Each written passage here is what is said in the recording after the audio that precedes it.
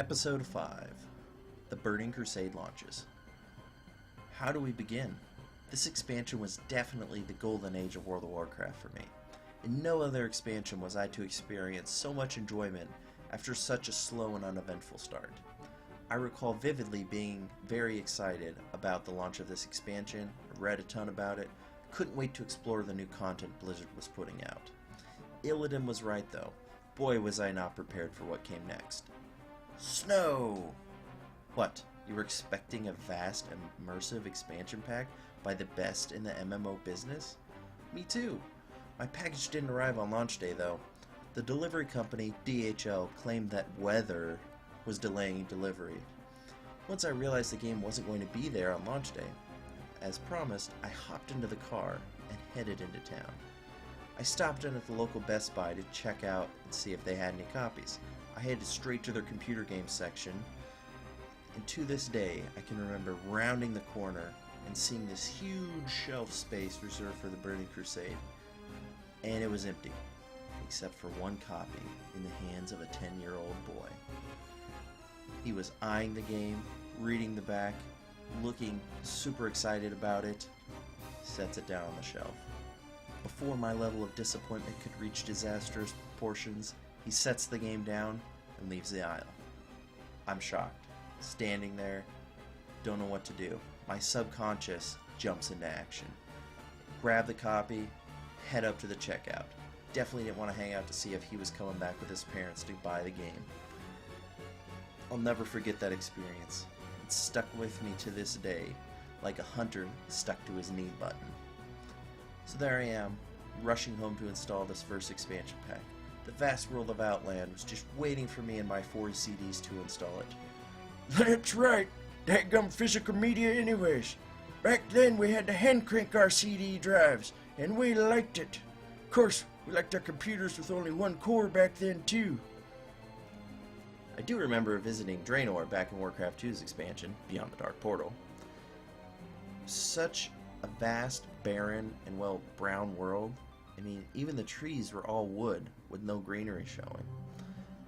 Such a bleak place, and such a hard fight, stuck with me, and it really made me look forward to see what the 3D World of Warcraft could do with that old storyline, and the old story, and the old world, just the whole thing. I was very much looking forward to seeing where it was going to go.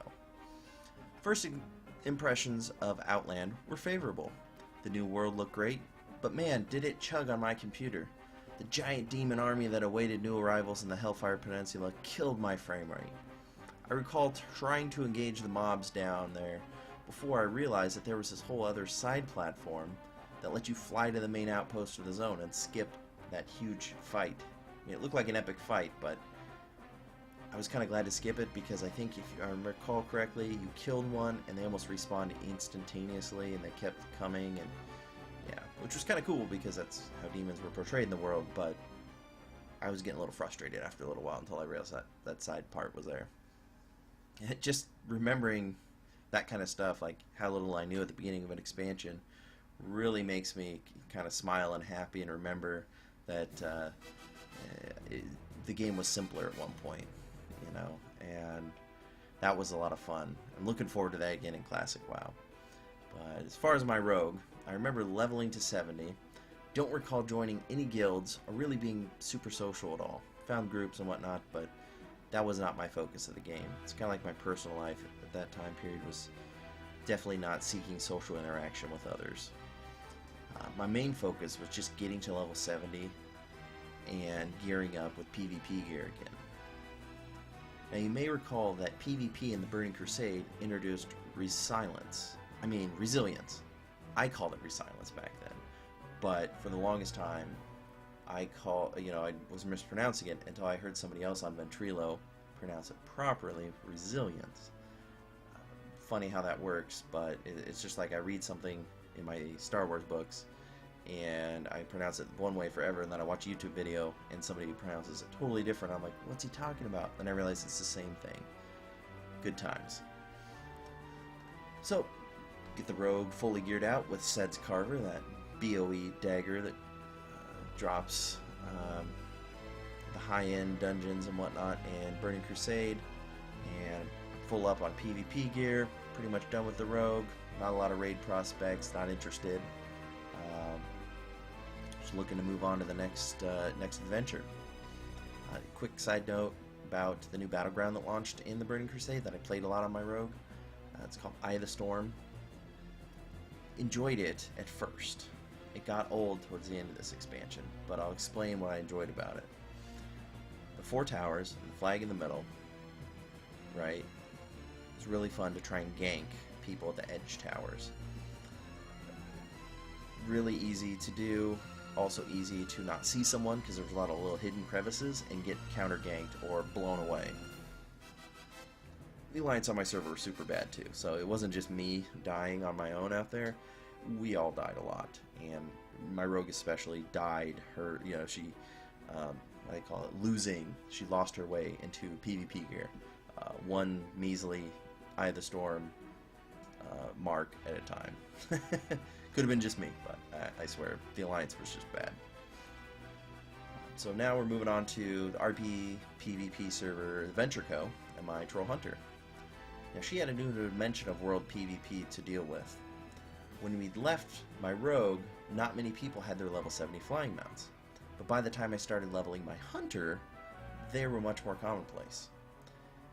Also, the added impetus of either being able to escape into the air to avoid your tormentor, or to go hunt down that pesky Lobby guild, really drove people to get to cap, or to quit. I guess if you got ganked enough, you'd quit and go to something else. Specific example. I remember being jumped in Zangermarsh many times. With my hunter back in vanilla, I ran a lot with track humanoids on to avoid getting ganked, or at least see them coming first. In Burning Crusade with flying, you have the added third dimension, and it didn't track people in the air unless they were like super close, I think. So they would have to be either on the ground or really close for you to see, so they could catch you off guard quite a bit. I wasn't ready for it when I first moved over, so that took quite a while. I was very frustrated with the game when I found out that to be the case. Eventually, get the hunter to 70 as well. She ends up being equipped with a blue BOE 70 bow, a Thalanos longbow if I recall. She didn't quite get fully equipped with PvP blue gear. Some personal life stuff was going on at the time, and it's not a part that is exactly game related, but it is part of my WoW experience, so bear with me. I'd been in a relationship for a while by the time Burning Crusade launched. About 4 or 5 months into the expansion, my girlfriend, who didn't like me playing at all, mind you, convinced me to sell my WoW account. I know, horrible and definitely not a part of Blizzard's terms of service, and I'm certainly not proud of it, but it is what it is, and nothing I can do now will change this. And it is still a very big part of my WoW experience. So we sell our account, we move on from World of Warcraft. Is that where our story ends? Of course not. We played a little Lord of the Rings Online beta. I liked it, but it kept reminding me of this other game I'd just been playing, World of Warcraft. The interface, the mobs, just so similar. And as much as I love Lord of the Rings, I just couldn't stop. I couldn't love it like I loved World of Warcraft.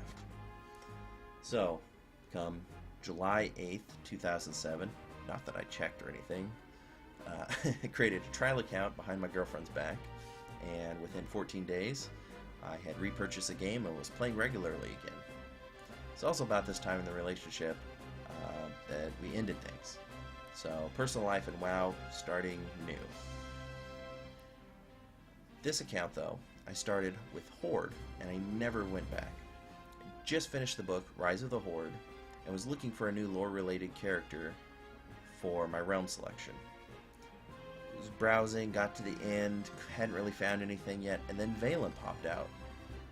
Valen being the Draenei Prophet, being a part of that book that I just read, interesting character, why not?